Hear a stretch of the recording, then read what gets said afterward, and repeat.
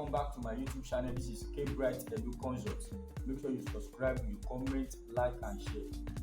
Share with your friends that are about to do any level, because this video will help you to understand how to go about physics practical. Are you getting now? So I will just be teaching you on how to go those things you need for your physics practical to pass it effectively without any stress. Because I was once a student like you. So I know what it takes. Now I'm a physics teacher, so I know how to go about it. But there are some things that is affecting some students. They will tell you that they finish this practical, they know this practical. Why did I fail? Because there are some things they do not apply. So that is actually what I will be shedding more light on.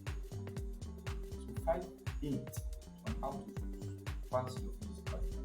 The first one is, after you have been giving your question, read the question carefully.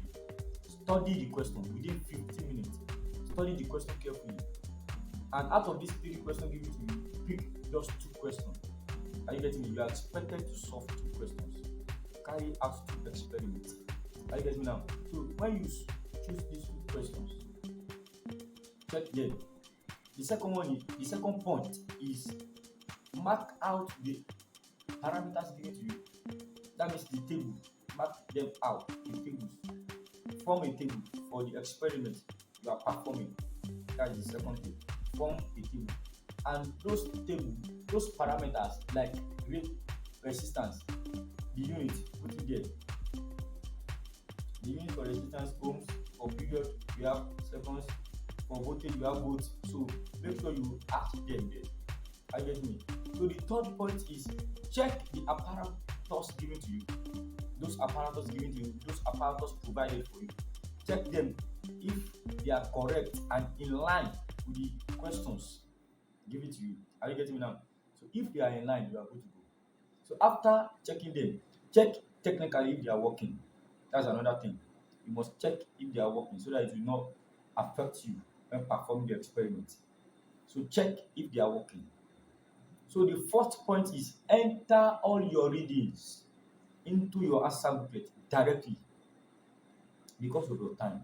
That is why some people will not be able to finish, because they are not working with time. They like jotting it somewhere, and for you to be able to transfer it back, it will be a problem. So make sure you transfer everything, or you are writing it directly into your answer booklet so that it will not cost anything for you because of your time. So that is the fourth hint. The fifth one is, you must work economically and steadily to complete both the experiment and the part B of the experiment. The experiment is the practical you are doing, and the part B of your experiment are the questions underneath. Like the questions, define this, what is this, calculate this. Are you getting me now? So show the relationship. Make sure you solve those questions under it. Make sure you solve them finish. Are you getting now? So the first point is what? Read the questions carefully and pick 2 out of 3. The second one is mark out the table. The third one is check the apparatus if they are in line with the questions given to you. Check the apparatus, and also check the apparatus if they are working effectively. The fourth one is, make sure you write all your readings inside your booklet directly.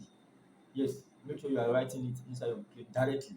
And the fifth one is, work with time so that you'll be able to finish all the questions given to you. Yes. And let me add some things for you like a bonus. If you are given 50 minutes, make sure you time yourself like 30-35 minutes. By 30-35 minutes, you should be done. Maximum 40 minutes. At least you have like extra 10 minutes so that you'll be able to revise, to check, to go through the questions you've done. Are you getting me now? And another one, as a physics teacher, I'm telling you this to be useful for you. All the parameters on your table, make sure they are just in your table rather. All the parameters like voltage, make sure the value for the voltage you get from the experiment. Raw data, there are 2 decimal places. But the derived data, what do you mean by derived data, are the one you solve. Are you getting me now? Maybe 1 over t, t over 20. Are you getting me? Those t over 20 that you get. Are you getting me now? So make sure they are like three decimal place. Three decimal place. That means after decimal, three figure. Are you getting me now? So make sure they are like that. And if you are plotting graph, write the definition of the graph. A graph of dash against dash. The title, the scale, make sure it's very, very important. And the slope, write the slope very bold on your graph. Solve the slope on your graph. Write everything boldly, and make sure on your slope put unit. Very, very important. Make sure you add unit to it. With this, if you can avoid this, my friends, best of luck. You are good to go. Your first practical is meh. Make sure you subscribe to my YouTube channel, comment, like, and share. Thanks for watching this video.